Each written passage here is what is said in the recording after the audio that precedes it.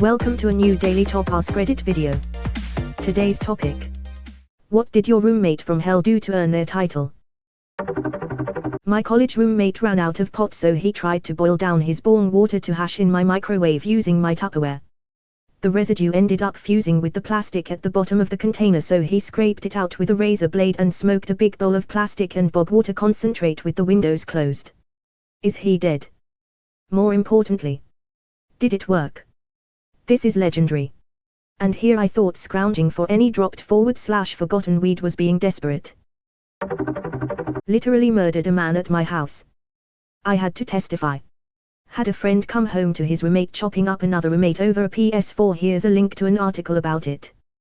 PS4 murder. Alaska and Florida are way fucked up, man. Hope your buddy is okay now. This is also fucked up. Sheriff Lemmer said the case reminded authorities of the 2004 murder of 6 people and a dog who were bludgeoned to death with baseball bats and stabbed in Delta, Florida, in a dispute over an Xbox. 6 people. 6. Someone bludgeoned 6 fucking people over an Xbox. 6. I mean, 6. I just can't wrap my head around that. He would always leave his dog for too long and she would shit on the floor. It was an old dog and I'm sure at one point it wasn't an issue. The problem was this guy didn't even try to do anything to fix the issue. I'd get home from work every day and walk into a house that punched me in the face with shit smell when I opened the door. We talked to him about it over and over again and he'd just blow it off. What did he finally do when he got fed up with us complaining? He put the dog down. We just wanted him to maybe come walk her while on break at work. His job was 5 minutes down the road. I can still feel the tension in the room when we found out she was gone. That's fucked up. Fuck that guy, putting a dog down because he didn't want to keep up with it. My wife's aunt and uncle put their 2 dogs down when they moved because they thought the move would be too stressful for the dogs. This entire thread is full of shitty humans doing shitty things, but that dude is the first one to make me actually furious. That poor elderly dog probably loved him, and instead of taking care of her, he killed her because she became inconvenient.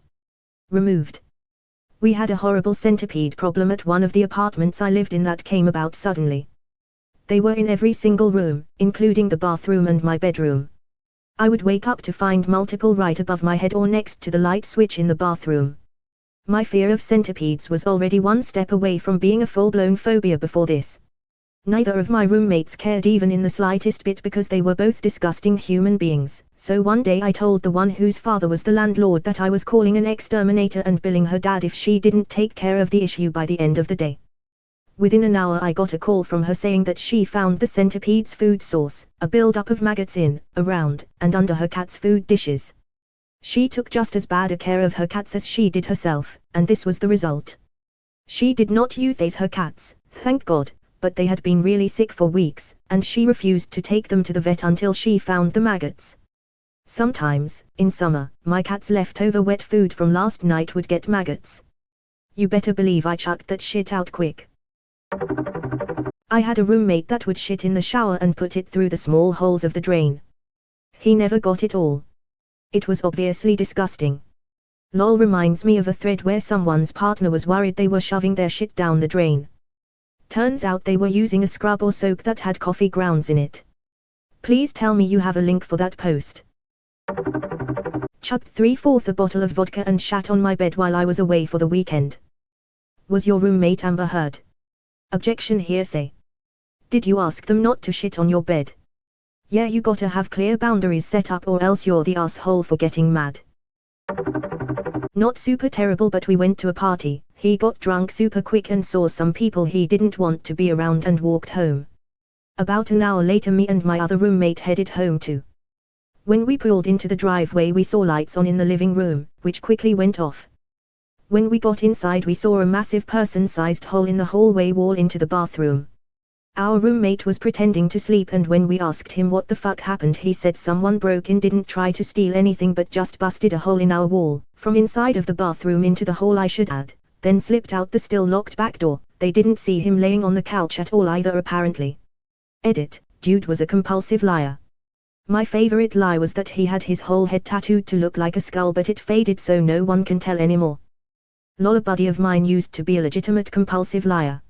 Like, the shit he would say was so obviously disprovable and to the fucky extreme. He always talked to us about how he went to La University and played on their hockey, basketball, and football team, and I can't help but laugh cause I'm like, buddy, we live in Canada, you're a 5'7" chubby white guy, and I've literally known you since grade 9. I have numerous friends that went to college with you. Honestly, he was a really cool and nice guy, as long as you understood that pretty much every word out of his mouth was absolute horse shit. I'm not even sure he even realized he was doing it. Sometimes I enjoy talking to people like this. Because once you realize this is their thing, you can use it for your entertainment. Try and see how far you can get them to go with it. It's wildly entertaining when they continuously double down on the lie and then boom, you're talking to a 25-year-old neckbeard who was totally a sniper in Vietnam for the CIA. Haha, I had a buddy in high school who fits this really well too. Coincidentally, he's in Canada and he told everybody he grew up in La, and flew there on the weekends. He told everybody he won a contest to meet Britney Spears, late IITs, in La. When he got back, he made up this huge story about how she talked, what she said, etc. He had it all on film. But wait, he misplaced the role. And his mom took away his autographed poster because she feared he was gonna jerk off to it. Yesh. In my younger years I had a friend who was 80% cool and 20% crazy as shit. That 20% believed aliens try to contact him from their ship and that he was in a bloodline of ninjas. He was obsessed with ninjas. One night we were watching that Speed Racer movie and he got really upset at the scene where John Goodman beat up a bunch of ninjas. So upset that he left the room and then punched a hole through my bathroom door. He actually tried to pretend it was an accident, like we didn't all just watch him storm off before hearing a loud bang. I had a boyfriend in high school, he was absolutely convinced Terminator was looking for him. I remember him shaking anxiously telling me he could sense Terminator was nearby, then he rode off on his stupid little moped. Lol. Am I getting that right? He walked through the wall. Oh yeah. I had roommates, there were Seventh-day Adventists and would eat my food. They said they were not allowed to eat pork, so I started buying only lunch meats that obviously contained pork, but they still ate in anyway. Well, at least they'll go to hell for it, right? SDAs don't have a traditional sense of a torturous hell, hell is just death/sleep. Also, the meat rules, read, guidelines, are more out of a sense of health/kosher traditional than a sin. That reminds me of a joke, why do you always invite 2 Mormons fishing? Because if you invite just one, they'll drink all your beer. This reminds me of a joke. Muslims don't recognize Yahweh as God, Jews don't recognize Jesus as Messiah, and Christians don't recognize each other in the liquor store. My roommate masturbated on the only dry towel in the bathroom, so when I took a shower I wiped his jizz all over myself while I was drying off. Fuck dude, so simple but easily one of the worst here. What about the roommate who killed a cab driver? She stole my underwear, wore them, then reported me to our boarding school for having personal inappropriate underwear when I confronted her for stealing them. She got in trouble for theft, but I still got in trouble for having clothes outside the dress code even though I threw them out after I saw them in her dirty laundry hamper. Excuse me, but how the fuck does underwear get on a dress code? Why were you in trouble for having underwear that they didn't approve of? Seems slightly inappropriate to say the least. I attended a very strict boarding school where we were only allowed 3 sets of personal clothes, including bras and underwear, stored at school for special occasions until we reached the 9th grade. The school issued everything from socks to winter clothes to each student. Even the personal clothes had to follow the rules of no skulls, no inflammatory messaging, no age-inappropriate underclothes, no intentional holes, stains or rips, etc. The dress code was meant to stop 8th grade girls from running around in Victoria's Secret bombshell lifting bras under those ripped side t-shirts, with lace thongs showing above Daisy Dukes, and 8th grade boys from running around with a Hego hoodies over the police shirts with paisley print boxers showing above torn jeans. This are at random references, they included photos of specific prohibited items. I went from 2007 to 2012, 7th grade to graduation, and man, that was a wild era for kids' fashion. University. One roommate moved out, switching with this weird Russian without telling me. Guy ended up being some sort of gun runner. Got arrested, hung himself in jail. When I went in his room after, he had pictures of all the university's female athletes on his walls, but he'd cut all their eyes out and had shot them with a BB gun. Perfectly normal, perfectly healthy. I see you like cutting the eyes out of photos of women. My son is a big fan of that too. What's this from? I recognize it but can't place it. Never mind, it came back to me. South Park. I had gotten a friend of mine from college, one of my best friends at the time, a job at my company that would get him out of Arizona and a really toxic family life. He moved into my apartment in DC for a month or two with my girlfriend and me while he saved some cash after moving. The first night he stole her anxiety medication to go to sleep, like 8 of them, and then it turned out he'd developed a massive drinking problem that he kept moderately hidden until I noticed the smell of booze on his breath in the morning car to work. He also passed out at the office at least once. Eventually, he became completely non-functioning. He stole booze, money, pills, and started locking himself in his room and just never interacting with anyone. Eventually, as it had been 3 months and he never paid rent, I had to kick him out. He was fired the next day, and ended up wasting all the money he'd saved on booze and then wound up in a shelter for a bit. He then took a bus to Seattle and lived on someone's couch for 2 years. We finally mended our friendship last year. It had been about 8 and then he fell back into booze and drugs and I had to drive 2 hours to where he lives in northern Arizona to take him to rehab. After dropping him off at rehab, I watched him take a phone call and then leave without going inside. He is early 30s and has an enlarged liver and heart issues from all the abuse, and so I'm pretty much under the assumption he's going to die and there's not much more I can do. Edit, to all those saying fuck alcoholics, like, okay whatever. I still love this person like a brother and my heart aches for him knowing he wants but can't find a way out of the rabbit hole. Well, it sounds like you did everything you could and then some. People won't change or get better unless they really want to, so. Sucks to watch loved ones kill themselves like that though. People won't change or get better unless they really want to. I need to go on a tiny rant here and I apologize if it sounds like I'm yelling at you, it's more at this concept in general.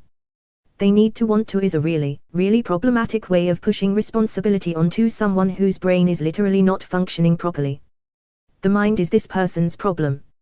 As in, the organ that is in need of help is the organ that controls this person's actions.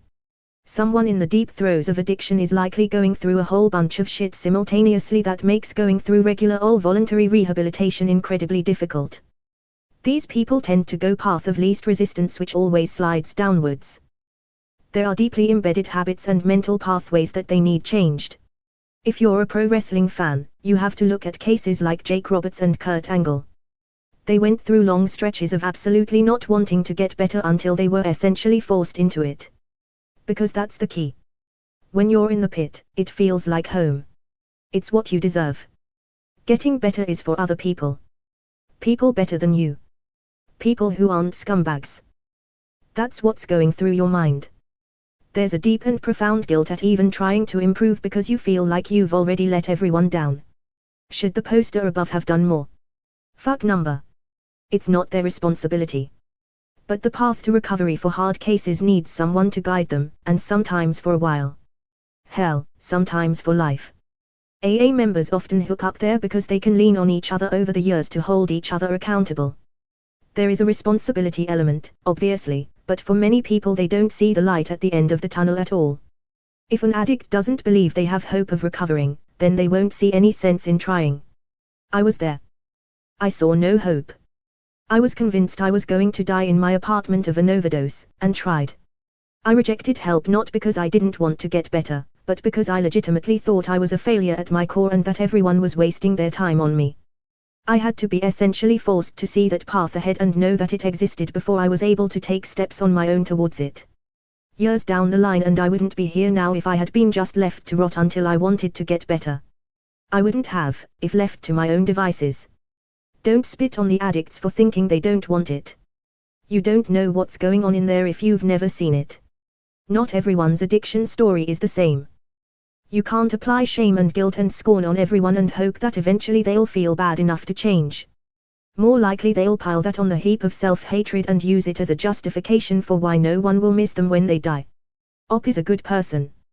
And good for walking away, because sometimes that's what needs to be done as well. I hope their friend gets better, I truly do. It is a miserable, agonizing existence, and I'll never cast my eyes downward at those who are unable to get out of it.